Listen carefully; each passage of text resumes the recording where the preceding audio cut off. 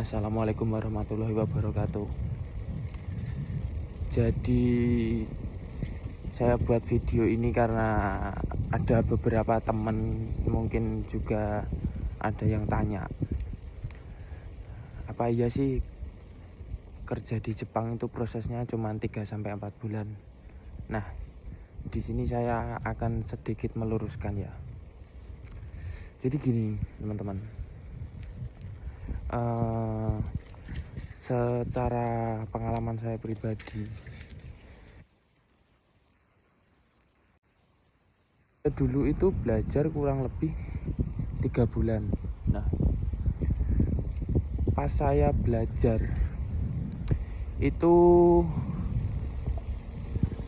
ada mindset job. Nah, jadi setiap LPK itu pasti punya standarnya masing-masing untuk bisa ikut interview ya. Nah, jadi saya itu ikut Mensetsu. Terus saya itu ikut Mensetsu sekitar 3 kali. Nah, itu dalam kurun kurang lebih 4 bulan. Nah, setelah itu saya lulus job. Setelah lulus job itu medical check up. Nah, setelah medical check up kan kita nunggu hasil. Kalau saya dulu itu sekitar 1 minggu hasil keluar. Nah, dinyatakan lulus ya kan, tidak bermasalah. Nah, setelah itu saya menunggu untuk diklat atau pemantapan bahasa. Itu kurang lebih sekitar 1 bulan. Nah, setelah itu saya pendidikan itu selama 3 bulan kan. Nah, berarti proses saya kan kurang lebih sekitar 8 bulan ya teman-teman. Nah, mungkin di luaran sana tuh kadang ada yang bilang ke Jepang proses 3-4 bulan. Ya, itu balik lagi untung-untungan teman-teman. Saya bilang untung-untungan itu ketika kita baru masuk. Nah, terus ada job dan kita boleh ikut. Ibaratnya gini, kita 1 bulan baru masuk pendidikan. Nah, terus pihak dari sensei itu memberikan informasi, ini ada Mensetsu, kamu mau ikut enggak? Nah, misal kalian mau ikut, silakan ikut. LPK saya itu sekarang itu kalau mau ikut Mensetsu minimal bab 15. Nah, setelah bab 15 baru boleh ikut Mensetsu. Tapi setiap LPK ya balik lagi punya peraturan masing-masing. Nah, kalau buat teman-teman ada yang nanya, Mas, ada nggak dana talangan? Mungkin ada, tapi saya nggak tahu teman-teman, karena saya dulu pribadi. Karena di daerah saya itu mayoritas pribadi, jadi saya kurang paham. Nah, terus untuk teman-teman yang pengen kerja di Jepang, pastiin fisik sama mental harus dipersiapkan dari sekarang. Karena gini teman-teman, jangan tergiur gaji gede besar, tapi kalau mental sama fisik kita nggak kuat ya percuma. Apalagi di job Genba. Terus kalau kerja di Genba itu jam kerjanya itu nggak nentu.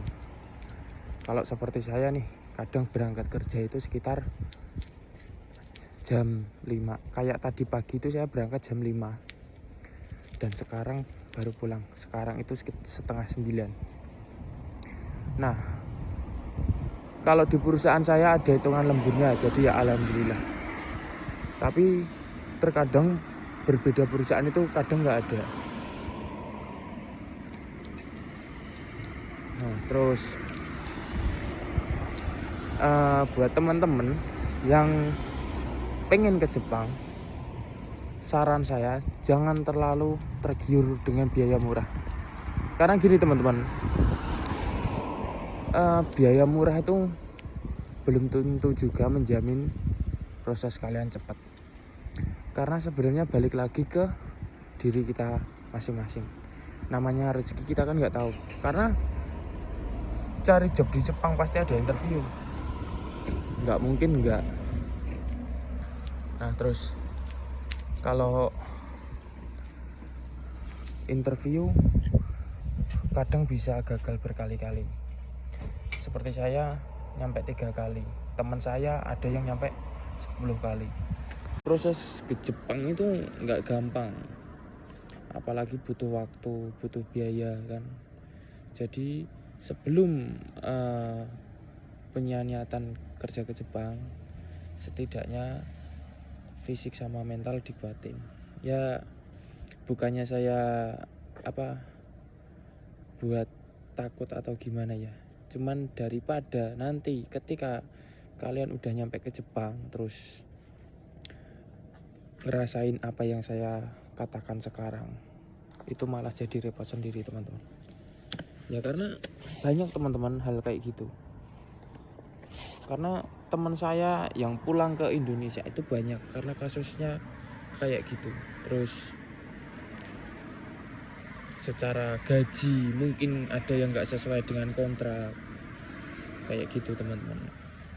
Nah, buat teman-teman kalau misal lagi ikut Mensetsu ya, nah itu biasanya kan ada informasi perusahaan apa, terus gaji berapa. Nah itu ditanyakan lebih detail untuk jam kerja, hari kerja itu dari hari apa sampai apa, dan ada hitungan lembur apa enggak. Karena banyak yang udah terjadi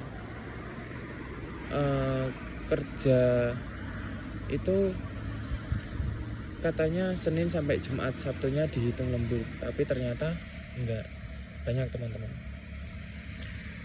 Nah jadi saran saya buat teman-teman yang lagi proses ke Jepang atau punya niatan kerja di Jepang, lebih hati-hati lagi, dimantapkan hatinya kalau mau terjun ke dunia kerja Jepang ya. Terus lebih baik lagi kalau cari job yang sekiranya itu kalian mampu atau kuat. Misalnya nih, saya orangnya itu mudah marah, terus mudah tersinggung. Nah, coba saja cari yang sekiranya lingkungannya itu nggak terlalu kayak gitu. Karena kalau kita punya karakteristik kayak gitu, terus kita paksain kerja, ujung-ujungnya kayak gitu teman-teman, nggak betah, pengen pindah kayak gitu kan. Nah, apalagi kalau magang itu kita 3 tahun, mau nggak mau itu kita selama 3 tahun harus di perusahaan itu. Memang katanya sih ada aturan baru kalau 1 tahun itu bisa pindah perusahaan, tapi dengan job yang sama teman-teman, kecuali teman-teman itu punya SSW dan JLPT ataupun CFT, itu bisa ke Toko Tegino. Nah jadi buat teman-teman dipikir lebih matang lagi mau ngambil yang mana, karena itu nanti yang menjalankan diri kalian masing-masing. Oke teman-teman, jadi tetap semangat, raihlah mimpimu setinggi langit, karena pasti kalian semua punya keinginan ngebahagiain orang tua, pengen merubah ekonomi keluarga, pastinya di situ kan.